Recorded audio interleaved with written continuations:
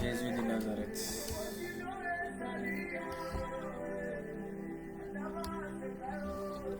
Nous te bénissons, Seigneur Dieu Tout-Puissant, Créateur de l'univers. Ce soir encore, Père, nous sommes honorés dans ta présence. Quelle grâce de t'appartenir, Seigneur. Quelle joie de faire partie de tes enfants. Quel bonheur d'avoir un Père comme toi dans ce bas monde. Ô Roi de gloire, Balazando bede si abasha, Mayade si anegusha gadalade asi, Barabasin de lebre de basha katabrada hata. Nous voulons te recommander encore, Seigneur, ce live. Nous voulons te recommander encore ce moment que nous sommes sur le point, Seigneur, de passer avec toi. Nous voulons que ton esprit soit au contrôle. Fais-nous grâce, Seigneur. Ouvre notre intelligence. Donne-nous accès à des profondeurs, à la connaissance qui donne la vie. À la connaissance, Seigneur, qui va nous permettre de tenir face aux assauts des ténèbres, mais de dominer sur nos ennemis. Seigneur, donne-nous, Père, la révélation de la parole ce soir. Fais-nous asseoir, Seigneur, dans la parole. Fais-nous asseoir dans la connaissance. Tu es le Dieu de la connaissance. Tu n'es pas un Dieu ignorant. Et ce soir, nous venons te livrer nos vies. Nous venons te livrer nos âmes, nos esprits et nos corps. Dieu Tout-Puissant, puissant guerrier, fort dans les combats. Malheur à nos ennemis car notre Père s'est levé. Ce soir, Seigneur, nous voulons contempler ta gloire. Ce soir, nous voulons toucher de plus près ce que nous avons vu de loin. Et comme Job pouvait le dire, j'ai entendu parler de toi, mais maintenant mon œil t'a vu. Maintenant mes yeux t'ont vu, Seigneur. Que le Dieu de la Bible dont une femme a entendu parler, que le Dieu de la Bible dont un homme a entendu parler, que le Dieu guérisseur devienne palpable ce soir, que le Dieu des révélations soit concret ce soir, que le Dieu des miracles aujourd'hui soit palpable pour une personne qui souffre, pour une personne qui a besoin d'orientation, pour une personne qui a besoin, Seigneur, de guérison, pour une personne qui a besoin, Seigneur, de sortir d'un trou dans lequel la vie l'a plongé, sortir de la vallée de l'ombre de la mort, des difficultés.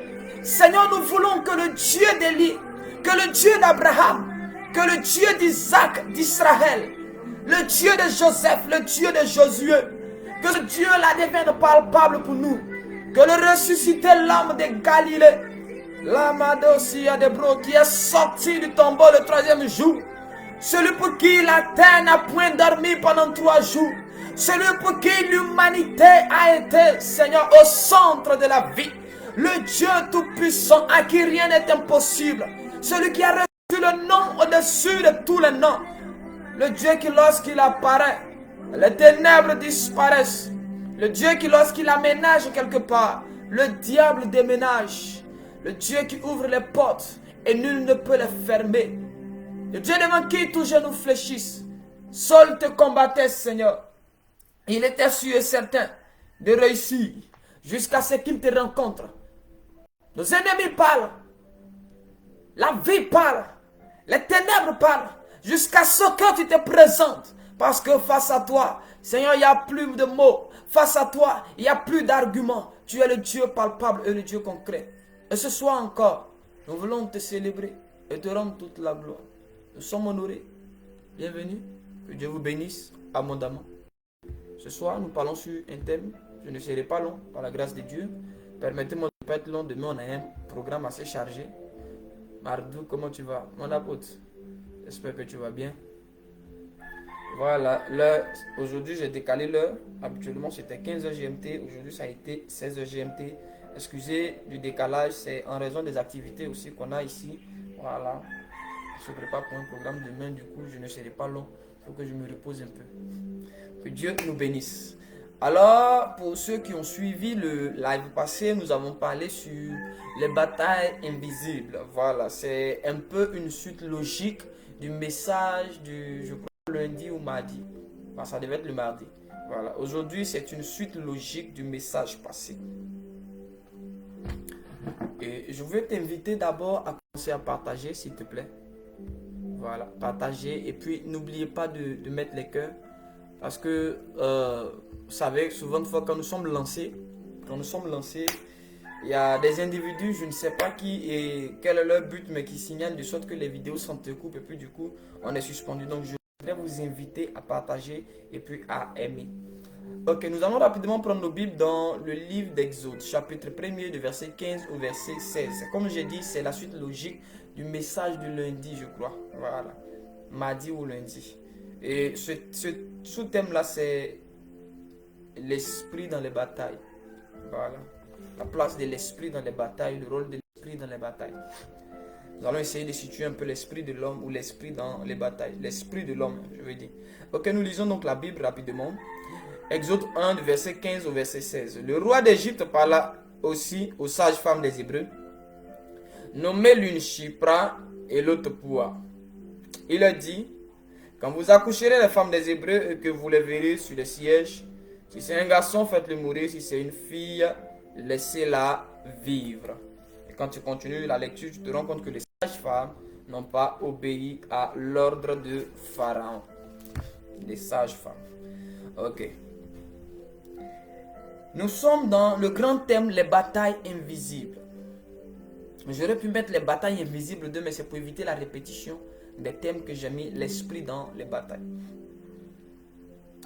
Nous devons comprendre qu'il y a ce qu'on appelle les batailles. Et il y a différentes sortes de combats ou de batailles. Et il y a les batailles dont on a connaissance et il y a les batailles dont on n'a pas connaissance. Dis avance. Dans ce qu'on appelle les batailles invisibles, il y a deux types de batailles. Il y a les batailles dont on a connaissance et il y a les batailles dont on n'a pas connaissance. Écoutez-moi bien. Il t'arrive souvent de savoir que tu as combattu dans le monde spirituel. Tu sais que la sorcellerie est à tes trousses.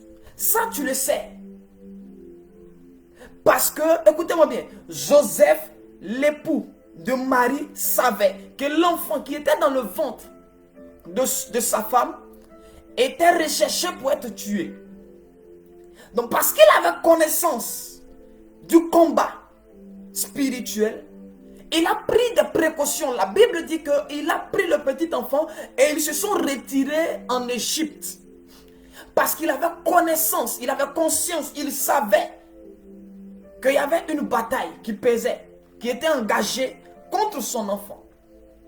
C'est parce que, bien aimé dans le Seigneur, il existe ce genre de bataille-là dans notre vie, desquelles nous sommes au courant. Nous savons que nous sommes attaqués dans tel domaine. Tu sais que ton mariage est combattu. Tu sais que dans ta famille, on ne se marie pas. Tu as conscience de ce combat-là dans le monde spirituel. Tu sens et tu sais qu'il y a une malédiction. Il y a une interdiction de se marier. Tu as conscience que dans ta famille, on ne peut pas construire une maison. On ne peut pas faire le business. Tu sais que toi, il y a une sorcellerie, ou il y a une puissance occulte qui te combat. Tout ce qui est invisible, ou tout ce qui est spirituel, n'est pas forcément invisible. Tout ce qui est spirituel n'est pas forcément invisible. Alors tu sais que toi, on ne veut pas que tu voyages. Tu as conscience des blocages de ta santé qui est combattu. Tu as conscience de l'origine de la maladie qui te fatigue, qui fatigue tes enfants. Tu sais pourquoi tes enfants n'arrivent pas à réussir. Tu as conscience qu'il y a la sorcellerie dedans. Tu sais qu'il y a la magie dedans. Tu sais que tu es envoûté. On a conscience. Et il y a des batailles dont nous avons conscience. Et pour lesquelles nous sommes aptes. Et nous sommes censés nous lever nous-mêmes. Et commencer à parler. Et commencer à prier. Et commencer à contre-attaquer. Écoutez-moi bien. Il y a des batailles dont tu as connaissance. Et pour ces batailles-là, tu dois te lever.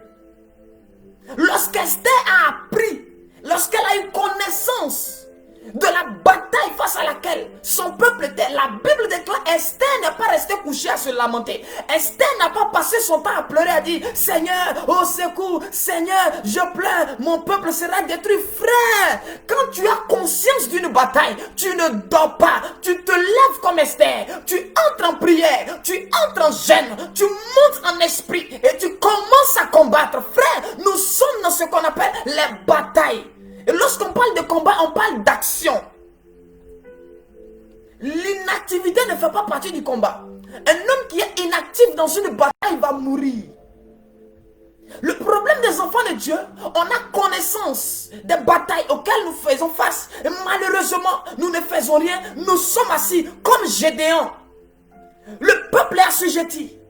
Le peuple est réduit à l'esclavage. Gédéon ne fait que battre le froment et pleurer. Où est l'Éternel, le Dieu de nos pères? Où est l'Éternel, le Dieu de nos mères? On nous avait dit qu'il nous avait libérés. On nous avait dit qu'il avait fait ceci. Et pendant que tu sais que la sorcellerie a tes trousses, on veut détruire ton mariage. On est en train de détruire la vie de tes enfants. On te frappe par des maladies. Tu es pourchassé dans les songes. Tu sens la pression. Tes activités sont bloquées. Toi, tout ce que tu sais faire, tu ne sais que pleurer. Non, Seigneur, je ne comprends pas. Les autres évoluent. Moi, je n'évolue pas. Je ne sais même pas pourquoi. Ma vie est comme ça, frère.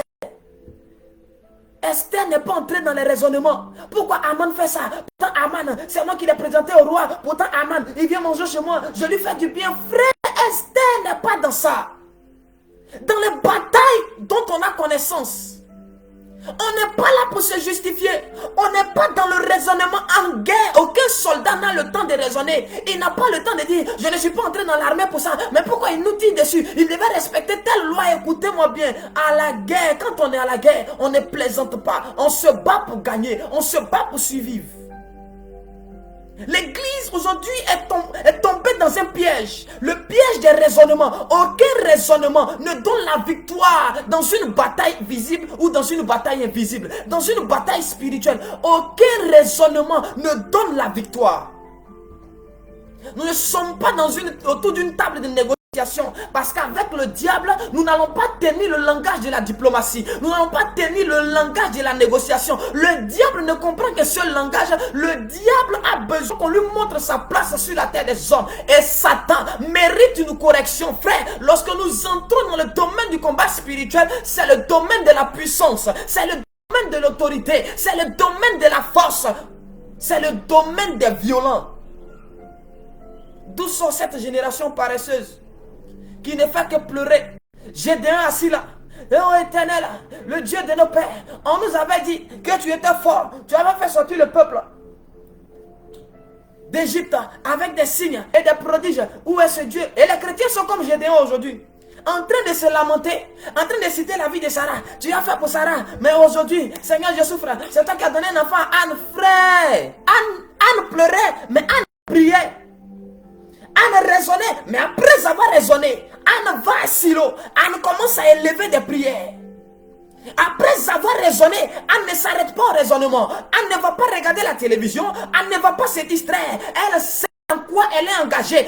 Elle sait qu'à côté d'elle, Pénina ne fait que rire. Elle sait qu'en face d'elle, il y a une adversité. Alors même quand elle pleure, elle continue de prier. Même quand ça ne va pas, elle n'arrête pas de prier. Même quand elle finit de se plaindre, elle entre en prière. Elle commence à combattre. Elle commence à combattre. Elle commence à combattre. Où est cette femme? Où est cet homme qui va se lever et se battre jusqu'à ce que le changement vienne, jusqu'à obtenir la victoire? Où sont les Jacob qui seront à Péniel? Cette saison de Péniel, c'est la saison où on refuse la défaite. On se bat jusqu'à obtenir le changement de son nom, le changement de ses enfants, le changement de son mari, le changement de sa famille. Pourquoi arrêtes-tu de te battre, Jacob, pendant que ton nom n'a pas encore été changé? Pourquoi arrêtes-tu de te battre pendant que ton nom n'a pas encore changé? Tu t'appelles toujours Jacob. Pourquoi arrêtes-tu de te battre? Tu dois te lever. Tu dois devenir Israël. Cette année, ton nom doit changer. Cette année, ton nom doit changer. Cette année, ta vie doit changer. Cette année, ta famille doit changer.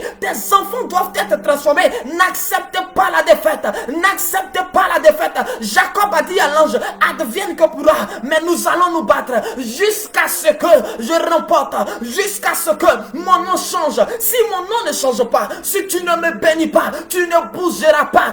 Frère, Où sont ces Jacob? Nous ne devons plus être des Gédéons, des personnes qui se lamentent. Nous devons nous lever afin d'apporter le changement. Jacob avait conscience de la malédiction qui planait sur son nom. Il a dit à l'ange, si tu ne me bénis pas, tu ne bouges pas. Si je ne suis pas béni, nous allons nous battre. L'ange l'avait tapé, l'ange l'avait blessé, mais il continuait de se battre malgré la blessure, malgré la douleur, malgré les difficultés. Jacob n'a pas baissé les bras, il a continué de se battre, il a continué de prier, il a continué d'intercéder, il a continué de gêner. Frère, où sont ces hommes et ces femmes assoiffés de victoire, assoiffés de victoire, assoiffés de victoire? Pourquoi t'arrêtes-tu en cours de chemin? Pourquoi arrêtes-tu en cours de chemin? Pourquoi rebrousser le chemin pendant que tu n'es pas encore arrivé? Est-ce que celui qui t'a appelé au ministère, est-ce que ce Dieu qui t'a choisi, ce Dieu qui t'a parlé, il t'a dit qu'il est resté dans le tombeau? Non, si lui n'est pas resté dans le tombeau, ta situation ne doit pas rester dans le tombeau, ta famille ne doit pas rester dans le tombeau. Tu n'es qu'au deuxième jour, ne baisse pas les bras, car il a dit, au troisième jour, je ressusciterai, au troisième jour, je sortirai, au troisième jour, les portes de l'enfer s'ouvriront et je reviendrai sur la terre des hommes. Écoutez-moi bien, nous ne sommes qu'au premier jour pour certains, nous ne sommes qu'au deuxième jour pour certains, mais pourquoi est-ce que tu abandonnes? Pourquoi est-ce que tu arrêtes de prier et de te battre? Tu n'as pas le droit d'échouer. Oh, tu es condamné à vaincre. Malheureusement pour toi, tu appartiens à la famille de Jésus, et dans cette famille-là, nous n'acceptons pas la défaite. Nous ne connaissons pas le mot défaite dans notre vocabulaire. Dans notre dictionnaire, défaite impossible n'existe pas. Nous sommes d'une famille et d'un royaume où nous ne connaissons que succès. Nous ne connaissons qu'élévation. Nous ne connaissons que bonheur. Nous ne connaissons que réussite. Nous ne connaissons que succès, ouverture de porte, bonheur, bénédiction. Nous ne connaissons que possibilité. Nous ne connaissons pas impossibilité. Nous ne connaissons pas échec. Nous ne connaissons pas la mort, nous connaissons la vie éternelle. Nous connaissons la vie éternelle. Nous connaissons la joie et la victoire éternelle. D'où sort ce langage des perdants? Laisse pas Satan te séduire. Laisse pas les démons te séduire. Car le diable est le père du mensonge. Une bataille dont tu as connaissance doit être une bataille dans laquelle tu jettes toutes tes forces. Frère, il est impossible que tu aies connaissance d'un problème dans ta famille spirituelle et puis tu dors tranquillement. Frère, tu es censé te battre jusqu'à ce que la chose change. Tu dois te battre parce que Dieu n'a pas permis que tu aies connaissance de ce problème en vain. Alors dans ce qu'on appelle les batailles invisibles, il y a ce qu'on appelle les batailles connues. Les batailles dont on a conscience et dont on a connaissance. La botazanda l'Asie amoshi qui te débrouille. Mais à côté de ça, il y a aussi ce qu'on appelle les batailles dont on n'a pas connaissance. Oui, l'homme ne sait pas tout. L'homme ne voit pas tout. L'homme ne sait pas tout. Il y a des combats. Il y a des batailles dans nos vies dont nous ne sommes pas au courant. Ah, est-ce que tu sais ça? Ah... Je vais t'expliquer ça. Dis avance, prophète. Dis avance. Je ne dois pas durer, donc on va aller vite. On va aller vite. Dis avance et je commence à te parler. Il existe autant, il y a des batailles dont on a connaissance. Il y a aussi des batailles dont on n'a pas connaissance. Oui, il y a des batailles dont on n'a pas connaissance. Regarde un peu la vie de Moïse. La Bible dit que Moïse va naître dans une période bizarre. Et Moïse lui-même ne savait pas le problème qui se posait. Alors le diable va commencer à combattre Moïse sans que Moïse lui-même ne sache. Il y a des combats qui se passent d'une manière de sorte que toi-même tu ne saches pas que tu es combattu par la chose. Ce genre de combat, je dis que Satan utilise ce qu'on appelle la ruse et l'hypocrisie. C'est l'hypocrisie diabolique et maléfique. On prend Moïse, on le dépose dans la maison de Pharaon. Et on l'élève comme étant un Égyptien. Et les sorciers de Pharaon ont consulté. Écoutez, qu'on arrête de dire non, Pharaon ne savait pas. Écoutez-moi bien. Pharaon ne laisse pas entrer dans sa maison n'importe qui. Ils ont consulté les divinités égyptiennes. Et ces hommes-là ont su que l'enfant était un hébreu. Ils ont vu son étoile. Ils ont vu ce qu'il était appelé à devenir. Alors ils ont commencé à le combattre, mais d'une autre manière. Au lieu de s'opposer à lui, ils ont décidé de se mettre derrière lui pour faire semblant d'aller dans la même direction que lui, mais en réalité de le contrôler et de le désorienter. Et de désorienter Moïse, de corrompre Moïse, de détourner Moïse de sa destinée prophétique. On a fait de lui un fils de Pharaon. Moïse était combattu. Chaque fois qu'on lui donnait le petit déjeuner, ça c'était le combat. Chaque fois qu'on lui donnait un lit, des vêtements, on lui donnait le goût de la maison de Pharaon. On faisait de sorte que Moïse se sente à l'aise. On le mettait tellement à l'aise pour qu'il n'ait même pas en cœur, à l'esprit, de retourner chez son père, de retourner chez sa mère. On le mettait tellement à l'aise, il avait pris goût à la vie égyptienne. Et il avait pris goût au système égyptien. Ainsi, plusieurs personnes sont attaquées mais ne savent pas. Tu as tellement pris goût à Facebook. Tu ne sais pas que tu es dans une bataille dont tu n'as pas conscience, dont tu n'as pas connaissance. Ton téléphone est devenu l'arme que le diable utilise contre ta vie et contre ta destinée. La télévision, les causeries inutiles avec les amis, 4 heures de temps de causerie, 1 heure de temps de causerie, de bavardage inutile. Tu n'as plus le temps d'ouvrir ta Bible, de commencer à méditer la parole de Dieu. Tu es occupé. Pour certains, on leur a donné un boulot qui les empêche même de prier et de jeûner. De sorte que quand il quitte au travail, il est tellement fatigué, il ne peut pas prier, il ne peut jamais jeûner dans la semaine. Il dort. Sa vie se résume au boulot. Écoute-moi bien, ça c'est pas un boulot, ça c'est un combat. Satan ne t'a pas donné un boulot, mais le diable est en train de détruire ta vie. Tout boulot, toute activité qui t'éloigne de Dieu, écoute-moi bien, c'est la maison de Pharaon. La maison de Pharaon vient t'offrir ce dont ton corps a besoin, mais vient t'éloigner de ce dont ton esprit a besoin. La maison de Pharaon met autour de toi les commodités terrestres, les commodités charnelles. La maison de Pharaon nourrit la chair. La maison de Pharaon nourrit la chair, donne à la chair un bénéfice. La maison de Pharaon élève la chair, donne la force à la chair, soutient la chair, aiguise la chair, encourage la chair, nourrit la chair, booste la chair. Mais la maison de Pharaon combat l'esprit de l'homme. La maison de Pharaon étouffe tes dons spirituels. La maison de Pharaon étouffe la parole de Dieu en toi. La maison de Pharaon te met à l'aise, met les commodités afin que tu puisses être loin de Dieu. Tu ne tombes pas malade, mais tu ne pries pas. Tu ne jeûnes pas assez, mais tu ne pries pas. Tu n'as pas de relation avec le Saint-Esprit, mais tu es là. Ton boulot, ça va. Tu as les augmentations. Tout se passe bien avec ton boss, avec ton patron. Tu penses que tu vis la vie, mais tu ne pries pas. Tu ne jeûnes pas. Tu n'as pas le temps de Dieu. Tu ne payes ni les dîmes. Tu ne fais ni offrande. Tu ne fais ni hôtel. Tu ne fais absolument rien. Mais tout se passe bien pour toi. Tu es comme Moïse, qui ne tombe pas malade, qui n'a pas de problème de santé, pas de problème de maison, pas de problème de nourriture. Il a tout à sa disposition. Mais dans la maison de Pharaon, il est combattu sans le savoir. La maison de Pharaon se comporte comme un allié, mais en réalité est en train de nous détourner du véritable but pour lequel Dieu nous envoie sur la terre. La maison de Pharaon se comporte comme un allié, comme le serpent qui vient qui dit à Ève, oh je suis de ton côté, je veux que tu vois clair. Je veux que tu puisses avoir la connaissance du bien et du mal. Regarde-moi, j'ai la connaissance du bien et du mal. Mange ce fruit. Écoutez, la maison de Pharaon fait comme un allié, mais en réalité, c'est un ennemi. Te pousse dans les choses qui vont t'éloigner de Dieu. C'est la maison de Pharaon qui fait ça. Moïse mange. Moïse mange. Il a été éduqué dans toute la sagesse égyptienne, dans toute la connaissance, les sciences égyptiennes. Et quand il se lève le matin, son petit déjeuner est là. Il est dans la maison royale. C'est le fils adoptif de la fille de Pharaon. C'est un prince. Il ne se déplace pas seul, il a une garde. Tout est à sa disposition. Les bien parfumés. Le monsieur a tout. Et il a tout sauf sa destinée.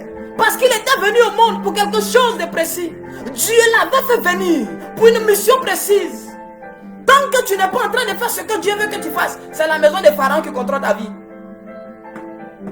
Tant que Pharaon te contrôle, il mettra tout à ta disposition. Alors il y a beaucoup de personnes aujourd'hui. Regarde toi-même ta vie. Il faut examiner ta vie, frère. Examine ta vie, ma soeur. Est-ce que tu n'es pas victime de la maison de Pharaon? Est-ce que tu n'es pas victime de la maison de Pharaon? Est-ce que tout ton temps, c'est pas Twitter, WhatsApp, Instagram? Est-ce que ton boulot ne t'empêche pas de louer ton Dieu? Est-ce que t'occuper de tes enfants ne t'empêche pas de prier? Est-ce que ton mari ne t'empêche pas? Parce que la maison de Pharaon peut te pousser à te marier à quelqu'un qui va t'empêcher même de servir Dieu, de prier et de jeûner. Parce que la maison de Pharaon est une maison de corruption, de perversion, où on vient te pervertir sans forcément te pousser à exagérer dans le péché, mais on vient juste te détourner de ta destinée. La maison de Pharaon, c'est pas juste pour te dire va faire l'impudicité, va commettre l'adultère. Non, quand la maison de Pharaon vient, la maison de Pharaon t'aide à te marier, mais à la mauvaise personne. La maison de Pharaon va t'aider à te marier légalement, avec la dot et tout, mais à la mauvaise personne. Quand la maison de Pharaon vient, la maison de Pharaon ne te pousse pas dans les péchés comme tu connais. Non, l'adultère, non. La maison de Pharaon t'empêche même souvent, même, ne te conduit pas à l'adultère, mais te conduit à marier la mauvaise personne. La maison de Pharaon est une maison de ruse, est un système de ruse. Et dans ce système-là, l'homme n'a même pas conscience d'avoir échoué. C'est le danger de la maison de Pharaon. Moïse a l'impression qu'il a réussi sa vie. Ah, je suis bien tombé, je suis né dans une famille avec la cuillère en or dans la bouche. Dans la maison de Pharaon, tu as l'impression que tout se passe bien.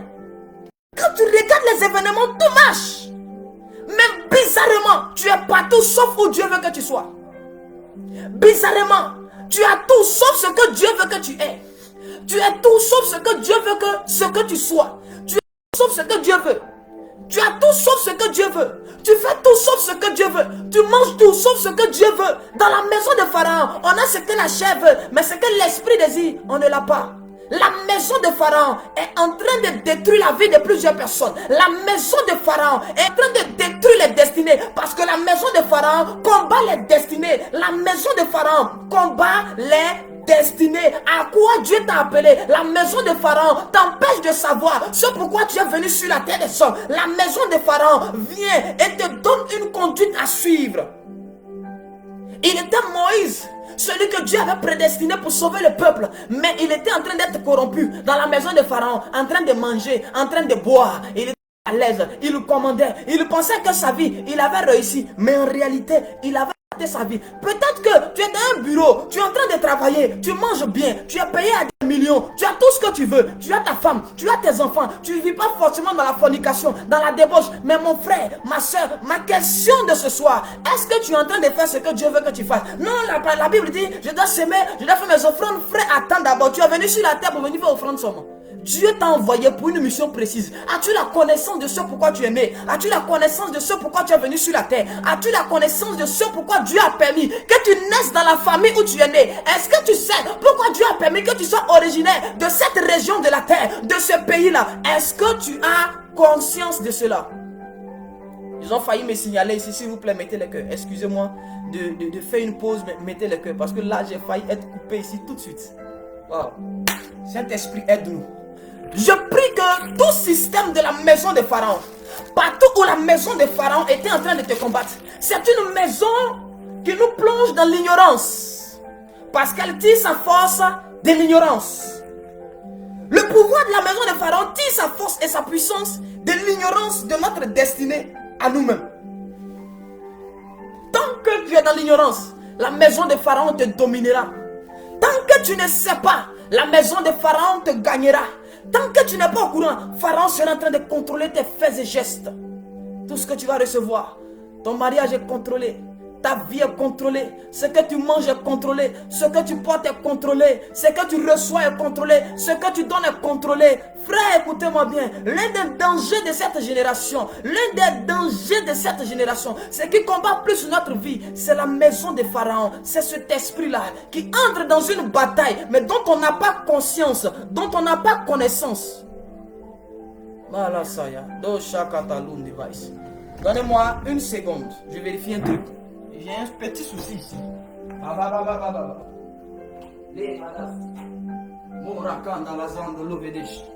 Ok. Je crois que ça peut aller. On peut couler. Est-ce que je peux avancer? Est-ce que je peux avancer?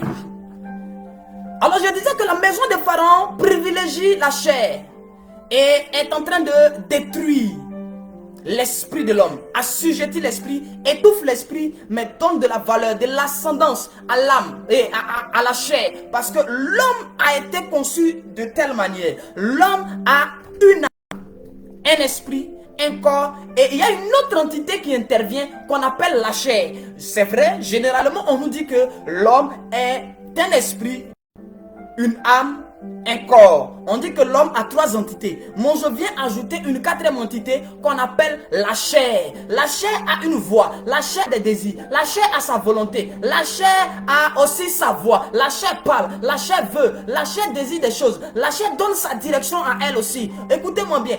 L'homme n'a pas que trois entités. L'homme a l'esprit, l'homme a le corps, l'homme a l'âme, mais l'homme a aussi une quatrième entité qu'on appelle la chair. Et lorsque la maison de Pharaon est en train de combattre un homme, la maison de Pharaon travaille avec la chair.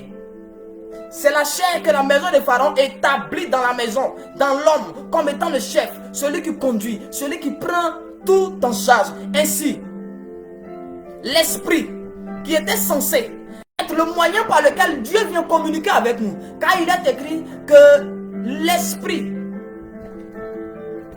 témoignera à notre esprit que nous sommes enfants de Dieu. Quand l'esprit de Dieu vient, il témoigne à notre esprit que nous sommes des fils de Dieu. Alors, le moyen de communication de Dieu avec l'homme, c'est l'esprit. En d'autres termes, écoutez-moi bien, le téléphone dans l'homme, c'est l'esprit. Si je veux appeler maman Mariette, ma secrétaire au niveau de l'Europe, je prendrai mon téléphone et puis je vais l'appeler via mon téléphone. Ainsi, lorsque Dieu veut te parler, le moyen par lequel Dieu te parle, c'est par ton esprit. Parce que même si c'est une vision, même si c'est un songe, écoute-moi bien, le moyen par lequel tu as la vision, tu as le songe, tu as le rêve, ou l'impression, l'intuition, le moyen par lequel tu as eu cette sensation, tu as reçu le message, c'est l'esprit. C'est pas ton esprit que Dieu te communique ses pensées. C'est pas l'esprit de l'homme que Dieu communique sa parole. Dieu communique les images. Dieu communique les orientations. Alors, quand Pharaon te combat, il combat ton esprit. Et l'une des choses, écoutez-moi bien, le corps a une forme, l'âme a sa forme, la chair a sa forme, mais l'esprit n'a pas de forme. L'esprit de l'homme n'a pas de forme. L'esprit de l'homme peut prendre n'importe quelle forme. Dans la spiritualité, le corps a la forme, l'âme a la forme, la chair a une forme, mais l'esprit de l'homme n'a pas de forme. L'esprit de l'homme, je dirais, est comme de l'eau. Le récipient dans lequel tu mets l'eau, l'eau prend la forme du récipient qui la contient. Si tu mets l'eau dans un récipient tordu, l'eau sera à l'intérieur comme tordu. Si tu mets l'eau dans un récipient long, l'eau sera longue comme ça. L'eau prend la forme du récipient qui la contient. Ainsi, l'esprit de l'homme prend la forme du corps qui le reçoit, du corps qui l'accueille, du corps qui le maintient. L'une des erreurs de l'église, c'est qu'on a pensé que, comme on dit que l'esprit entend, l'esprit voit, l'esprit a forcément la même forme que notre corps. Non, c'est d'abord une erreur. L'esprit de l'homme n'a pas d'abord cette forme-là. L'esprit de l'homme n'a pas de forme. Seulement là où l'esprit est introduit, il prend la forme du lieu où il est introduit. C'est pourquoi quand on a lorsqu'on a pris Shadrach, Meshach, Abednego, qu'on les a jetés dans la fournaise ardente, leur esprit a pris la forme du feu. Comme le feu ne peut pas brûler le feu. Ces hommes étaient des hommes spirituels. Ils disaient au roi, jette-nous dans le feu si tu veux. Nous on ne peut pas régner. Pourquoi? Parce qu'ils avaient conscience que l'esprit de l'homme avait la capacité de prendre la forme du milieu où il se trouve, du truc qu'il reçoit. Ainsi, lorsqu'on les jette dans le feu, ils deviennent du feu. Ils augmentent même la pression. D'ailleurs, le feu qui a tué les hommes qui les ont jetés dedans, c'est pas le feu de la fournaise, mais c'était ceux qu'ils ont jetés, qui étaient devenus du feu. C'est leur feu qui a tué ceux qui les ont jetés dedans. Dans le monde spirituel ou dans la spiritualité, les chrétiens sont les seuls à penser que l'esprit a une seule forme. Voici pourquoi nous ne savons pas utiliser notre esprit. Voici pourquoi nous sommes vaincus et dominés dans le monde spirituel. Voici pourquoi dans les batailles invisibles et visibles, l'ennemi a le dessus sur nous. Est-ce que vous êtes là? Est-ce que je peux avancer? La force de l'esprit de l'homme ne dépend pas seulement que de sa taille, mais aussi de sa forme. Parce que l'esprit peut changer de forme et de taille. Il est possible dans la spiritualité que ton esprit puisse augmenter de taille. Dis avance et puis je vais te dire quelque chose de dangereux et de bizarre. Ton esprit peut prendre n'importe quelle image. Et si vous allez voir que des sorciers ont la possibilité et la capacité de devenir des chiens pour vous poursuivre la nuit, vous verrez que les sorciers ont la capacité de devenir des serpents pour vous poursuivre la nuit. Quand tu dors, il y a un serpent qui t'avait piqué, qui t'avait mordu et la maladie était venue. En réalité, ce serpent-là, c'était un sorcier, mais c'était l'esprit d'un sorcier parce que son corps et son âme étaient couchés à la maison. Mais son esprit qui a eu la capacité de prendre toute forme et toute image s'est transformé en un serpent pour aller te piquer. Les enfants de Dieu ne savent pas qu'une fois il y a certaines sphères spirituelles. Lorsque tu dois y entrer, tu dois devenir un animal.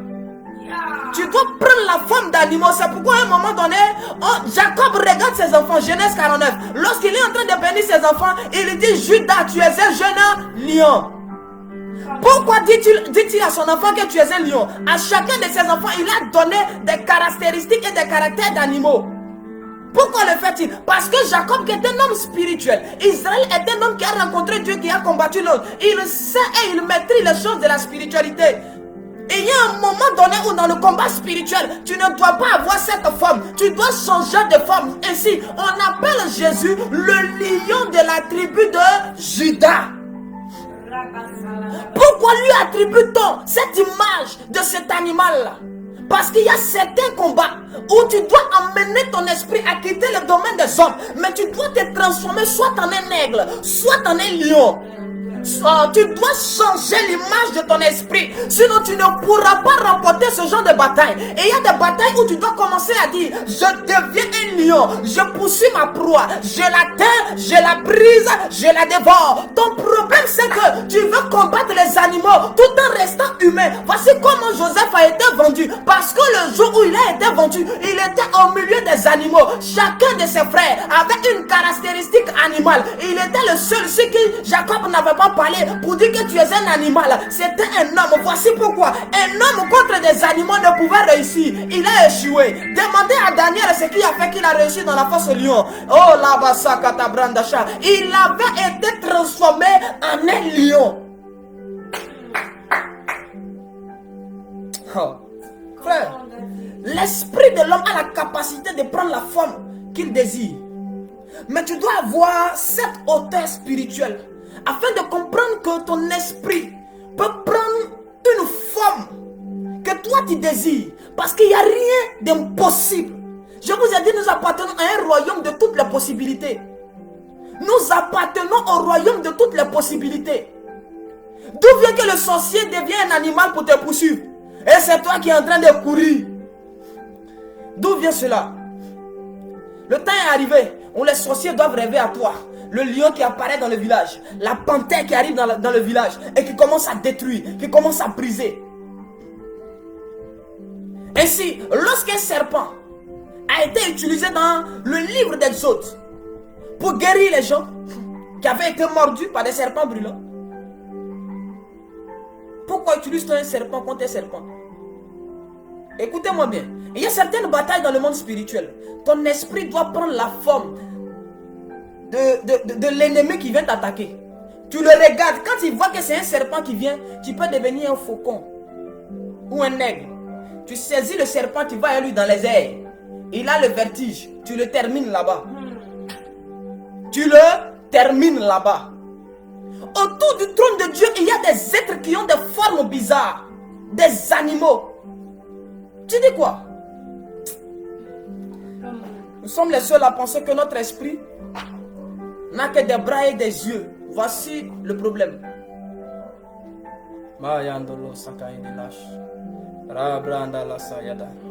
Écoutez-moi bien.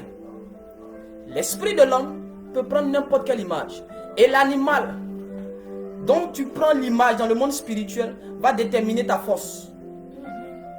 Si toi, tu as fouillé jusqu'à tu es devenu un bouc, un cabri, mon frère, ne t'inquiète, ne te fâche pas que Satan te domine. Si tu es un coq, ne te plains pas que Satan te domine. Il y a des animaux féroces. Il y a des animaux puissants. Est-ce que vous me recevez? Parce qu'ici, je ne vois plus rien. Est-ce que quelqu'un me reçoit? Dans la zone de l'aide ici.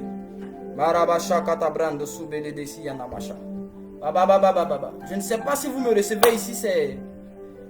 C'est bloqué ici. Si vous me recevez, envoyez-moi juste un message. Mettez en commentaire. Je reçois. Mettez avance en commentaire. Parce qu'ici, ça bug, je suis bloqué. Et puis, je continue de parler. J'ai même pas encore fini. J'ai pas encore fini. Yes. Magada la yando se de baïdigo. Mama. La rabra yanda sundele de boshi yanda.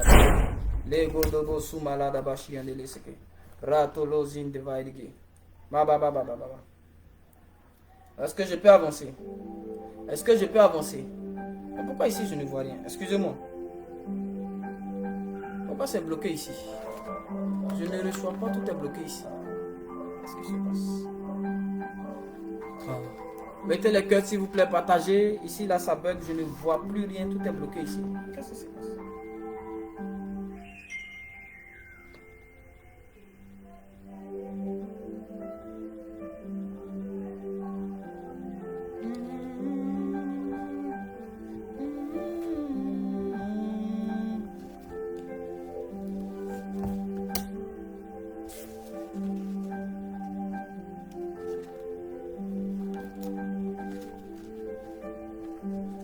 Waouh. Qu'est-ce qui se passe? Mettez la cœur s'il vous plaît. J'essaie de comprendre le problème. Ici là, je suis complètement bloqué.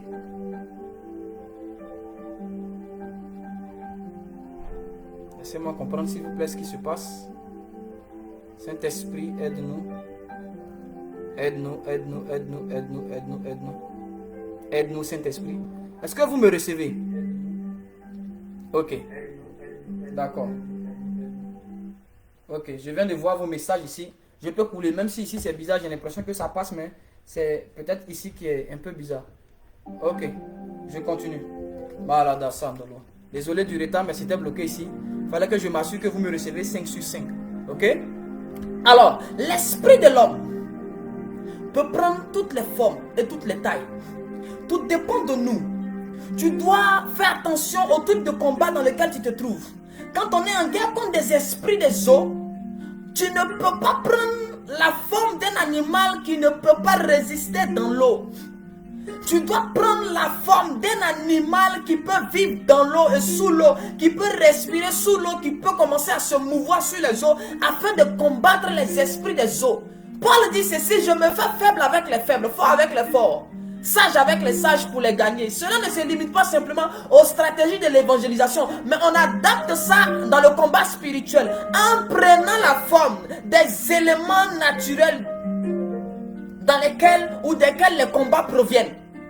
Lorsque des esprits des eaux te combattent, ton esprit doit être en mesure de prendre l'image des esprits aquatiques et commencer à combattre ces entités des eaux. Lorsque ce sont des esprits des airs, tu commences à prendre la forme de l'aigle. Là, Damacha, tu peux devenir un phénix. Lorsque ce sont des animaux qui commencent à t'attaquer, des animaux de la forêt, tu peux commencer à devenir un lion. Tu peux même devenir une panthère. Tu peux devenir l'animal que tu désires dans le monde spirituel. C'est ce pouvoir et c'est cette capacité de l'esprit que dans la sorcellerie ils ont exploité. C'est cette capacité de l'esprit de l'homme que les magiciens prennent pour nous effrayer. Oh non, il a la force du buffle. Tu peux devenir un buffle. Tu peux devenir un buffle. et attaquer tes ennemis, les faire fuir.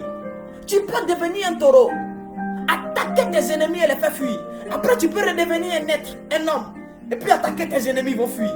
Dieu a tout mis à notre disposition. Malheureusement, nous ne maîtrisons pas l'esprit de l'homme. Nous ne connaissons pas encore tous les paramètres, tout le fonctionnement de l'esprit de l'homme. Parce que l'esprit de l'homme est à l'image et à la ressemblance de l'esprit de Dieu. Or, le Saint-Esprit, tantôt on l'assimile au feu, tantôt on l'assimile à l'eau, tantôt on l'assimile à l'huile, tantôt on l'assimile au vent. Mais il n'est ni vent, il n'est ni eau, il n'est ni feu. Il peut prendre toutes les femmes qu'il désire. Ainsi, il y a des moments où tu dois devenir le feu pour commencer à marcher dans une ville. Lorsque tu arrives dans un endroit, tu deviens du feu. Lorsque tu arrives dans un autre endroit, tu deviens de l'eau, un déluge d'eau. Tu détruis tout ce qui est sur ton passage. Tu deviens du vent. Et lorsque tu passes quelque part, tu fracasses et tu renverses tout. L'esprit de l'homme à lui seul peut devenir tout ce qu'il a envie de devenir. Malheureusement, nous ne savons pas. Malheureusement, nous n'avons pas cette connaissance-là. Et nous sommes limités dans la manifestation et dans le combat spirituel. Nous sommes limités dans l'exercice de notre autorité et de notre domination sur la terre des hommes. Frère, il est hors de question qu'un sorcier te poursuive désormais. Il est hors de question que tu sois la proie. Je déclare à partir d'aujourd'hui, tu deviens le prédateur de tes ennemis. Tu deviens le prédateur de la maladie. Tu deviens le prédateur du célibat. Tu deviens le prédateur de tes adversaires. Tu les poursuis et tu les atteins. Tu les déchires et tu les dévores. À partir de ce soir, tu ne seras plus jamais la proie. Tes enfants ne seront plus jamais la proie. Ta femme ne sera plus jamais la proie. Ton mari ne sera plus jamais la proie. Ta famille ne sera plus jamais la proie de la sorcellerie. À partir de ce soir, vous devenez des prédateurs. Vous devenez des prédateurs. Vous devenez des prédateurs. Vous devenez des prédateurs. Au nom puissant de Jésus. La massa. Et l'une des choses qui me surprend, lorsque Pharaon vient, Pharaon dit, dans notre texte de base, Pharaon dit aux femmes sages, si c'est un garçon, tuez-le. Mais si c'est une femme, laissez-la vivre. En d'autres termes, Pharaon était en train d'empêcher la relève. Il était en train d'empêcher un changement, une nouvelle génération. Je suppose que, selon le texte, tous les enfants garçons ont été tués. Donc, Israël ne fonctionnait qu'avec les anciens.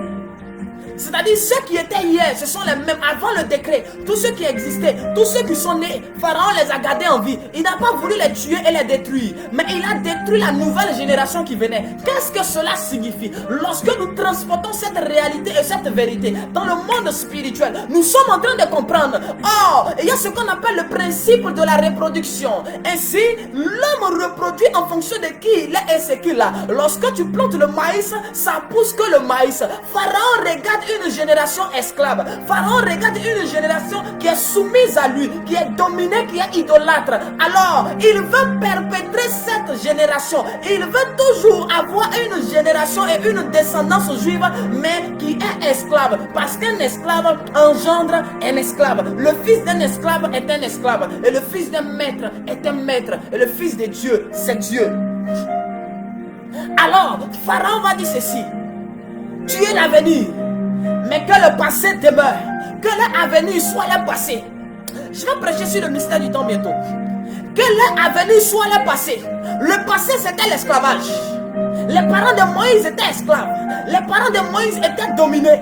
Ils étaient sous l'autorité pharaonique et des dieux égyptiens. Alors Pharaon voulait maintenir cette domination sur le peuple. Ainsi, il va prendre le passé et emmener le passé dans le futur, de sorte que l'avenir ne soit pas différent du passé. Ainsi, plusieurs personnes aujourd'hui, leur présent, leur futur ressemblent à leur passé. Les problèmes de leurs parents sont les mêmes problèmes qu'ils sont en train de vivre. On laisse les femmes vivre, mais on tue les hommes qui ont la capacité d'amener sur la terre une nouvelle génération, d'amener sur la terre des individus. Pharaon combat les hommes parce qu'il sait que la première piste d'atterrissage de l'homme sur la terre, c'est dans le règne de l'homme, comme je l'ai dit hier. Mais dans le but de perpétrer une descendance soumise à la puissance maléfique. Pharaon prend les problèmes d'hier est en train de les transporter dans notre futur, afin que notre futur ne soit pas différent de notre passé, afin que les problèmes d'hier soient les problèmes de demain, afin que la malédiction d'hier demain, la malédiction de demain, afin que les combats d'hier demain, les combats de demain, pour que notre vie soit monotone, pour que notre destinée ne ressemble à rien, afin qu'il n'y ait aucun changement dans notre vie. Et Pharaon est en train de combattre la venue de plusieurs. Malasanda la soude la jiki. Mama. Léo Sokaba. Et dans la spiritualité, oh, dis avance.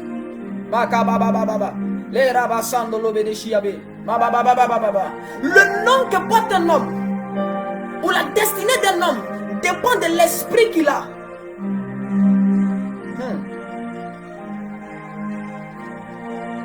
C'est comme une chaussure. C'est comme ce téléphone. Ceci est un Apple, iPhone. On l'appelle iPhone à cause de la marque. Ainsi, la marque qui permet de donner, de nommer un homme ou une femme dans le monde spirituel, c'est son esprit. L'âme ne permet pas de déterminer quel est le nom d'une personne. Le corps ne permet pas de déterminer quel est le nom d'une personne, mais l'esprit permet de savoir à quel type d'homme on a affaire. Parce que c'est l'esprit qui porte le nom. C'est l'esprit qui est comme la marque sur l'homme. Parce que l'âme et le corps sont influencés par l'esprit qui cohabite avec eux. Ainsi, ta vie ne dépend pas de ton âme, de ton corps, mais de ton esprit. C'est la qualité de l'esprit que tu es qui va déterminer la qualité de vie que tu auras.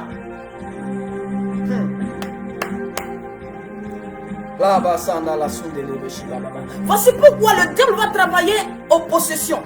Voici pourquoi vous verrez plusieurs personnes possédées par des esprits. On l'appelle prostituée pas parce que c'est le nom qu'on lui a donné. Lorsqu'elle est venue au monde, elle ne s'appelait pas la prostituée. Elle avait un nom. Si on l'appelle Rahab la prostituée, c'est en fonction de l'esprit qui était entré en elle et qui était en train d'opérer. Donc son nom a changé en fonction de l'esprit qu'elle a reçu. Parce que dans le monde spirituel, on reconnaît des hommes par la qualité de son esprit. Les noms sont attribués en fonction du type d'esprit que l'on a. Quand Satan veut t'appeler mendiant, on jette un esprit de mendicité sur toi. Et l'esprit que tu as va déterminer le nom que tu vas recevoir. On t'appelle stérile parce qu'on a mis un esprit d'infertilité sur toi. Ainsi, te voici bloqué, tu n'arrives plus. C'est pourquoi ce soir, je suis en train de prier. Partout où des esprits ont été jetés sur vous comme une marque, afin qu'on vous donne des noms, des noms bizarres, échecs, des noms bizarres, ratés, des noms bizarres, divorcés, des noms bizarres, célibataires, malades. Je suis en train de déclarer ce soir et je commande par la puissance et l'autorité du Saint-Esprit que ces esprits-là quittent vos vies à l'instant, quittent vos maisons à l'instant, quittent vos territoires et vos terrains, quittent vos projets. Au nom de Jésus, je chasse maintenant tout esprit impur, tout esprit maléfique, loin de vous, loin de vos maisons, loin de vos activités. Au nom de Jésus-Christ de Nazareth, by fire, je chasse tout esprit ce soir, dans le nom puissant et glorieux de Jésus. Je libère le feu dans ton corps, que tout esprit caché en toi, qui était susceptible de se manifester lorsque tu allais te marier pour détruire ton mariage, soit chassé ce soir, au nom de Jésus. Depuis où tu es, même juste la main sur la tête pendant que je prie, je suis en train de déclarer, s'il y avait un quelconque esprit dans ton corps, s'il y avait un quelconque esprit dans ta maison qui était caché et qui était sur le point d'opérer, ce soir, je libère le feu dans ton corps, je libère le feu dans ta maison, je libère le feu dans ta vie, je libère le feu dans ta famille et je chasse ces esprits-là. Sortez à l'instant, pliez bagage et sortez, maladie, sortez. Il y a des moments où lorsque Jésus doit guérir, Jésus chasse des esprits.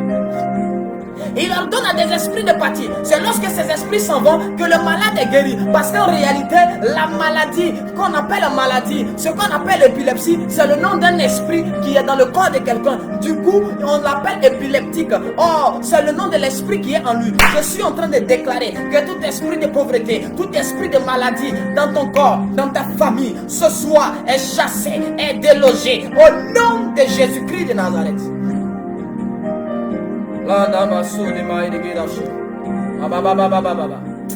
Merci Saint-Esprit pour ta faveur. Merci Saint-Esprit pour ta fidélité. Merci Saint-Esprit pour ton amour. Merci parce que tu es présent ce soir. Merci parce que tu es avec nous. À toi la gloire. Merci Seigneur. Nous allons nous arrêter là. Permettez-moi de m'arrêter là. Je suis un peu fatigué. Demain on a un programme très chargé. Je vais donc prendre congé de vous. Je prie ce soir que la grâce et la paix du Seigneur soient avec vous.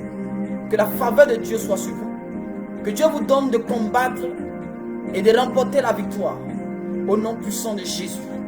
Que Dieu vous donne les pleines capacités et les pleins pouvoirs de votre esprit. Que le Saint-Esprit vienne vous octroyer sa puissance, son autorité, afin que vous puissiez dominer dans toutes les sphères de votre vie. Au nom de Jésus. Partout où la maison de Pharaon s'était engagée contre vous, je déstabilise maintenant cette maison-là. Je brise l'influence de la maison de Pharaon sur ta vie et ta destinée. Je combats les œuvres de la maison de Pharaon contre ta famille. Au nom de Jésus-Christ de Nazareth, je déclare maintenant que tu reçois l'esprit de prospérité, que tu reçois l'esprit de richesse, que tu reçois l'esprit de force, l'esprit de sagesse, que tu reçois l'esprit d'intelligence, que tu reçois l'esprit d'élévation, afin que tu sois élevé, afin que tu gouvernes, afin que tu règnes dans le nom puissant et glorieux de Jésus-Christ de Nazareth. Merci Seigneur pour ta faveur et pour ta grâce dans nos vies. À toi la gloire. Merci pour toutes ces personnes qui sont en ligne. Partagez encore le live s'il vous plaît. Partagez, partagez. Et que Dieu vous bénisse. Je ne sais pas, j'espère que vous me recevez parce qu'ici, c'est bloqué depuis un moment.